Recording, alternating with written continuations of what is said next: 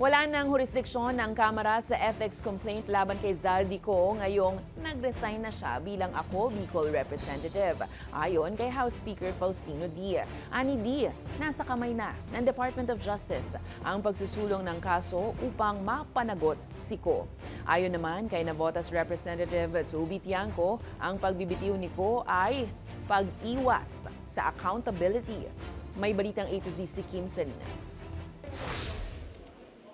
Hindi dapat makatakas sa anumang pananagutan si dating Ako Bicol Representative Zaldico kahit nagbitiw na bilang kongresista ayon kay Navotas Representative Toby Tiangco. Si Tiangco ang naghain ng House Ethics Complaint laban kay Ko dahil sa issue ng umano'y budget insertions at paglabag sa tiwala ng publiko sa pagkakasangkot umano sa korupsyon sa flood control projects.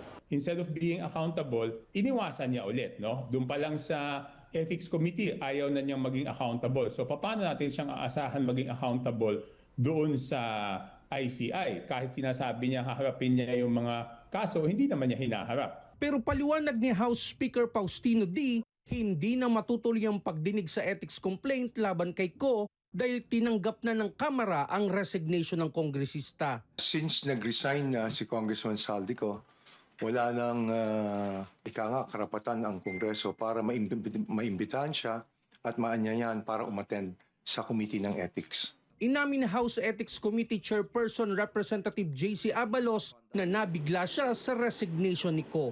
Mensahe ni Abalos kay Ko, kahit na wala ng jurisdiction ang Committee on Ethics, hinihikayat rin po sana namin na harapin po niya ang mga kasong hinaharap niya dahil serious po ang mga allegations na ito. giit ng House Speaker, nasa kamay na ng ibang ahensya ng gobyerno ang pagtutuloy ng anumang kaso laban kay Ko. Bahala na ang Department of Justice at ganoon din ang ICI kung anong pwede nilang ipataw. Pero kailangan talagang bumalik siya. Kinwestiyon naman ni Tiangco ang umano'y pananahimik ni former House Speaker Martin Romualdez ukol kay Ko. Nagkaroon lang ng effort to send him back noong nag-take over na si Speaker Bogie D. Up to this point, walang statement si Speaker Romualdez saying that Zaldico has to be accountable. Diba? What does it tell us?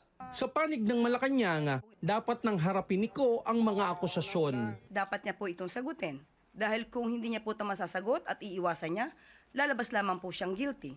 So, mas mainam po na maipaliwanag niya ang kanyang side. Sa initial report ng Independent Commission for Infrastructure, kabilang si Ko sa mga inirekomendang sampahan ng kasong kriminala.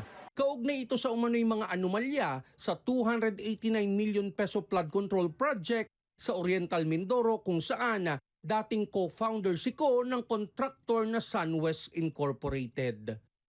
Para sa Balitang A to Z, Kim Salinas.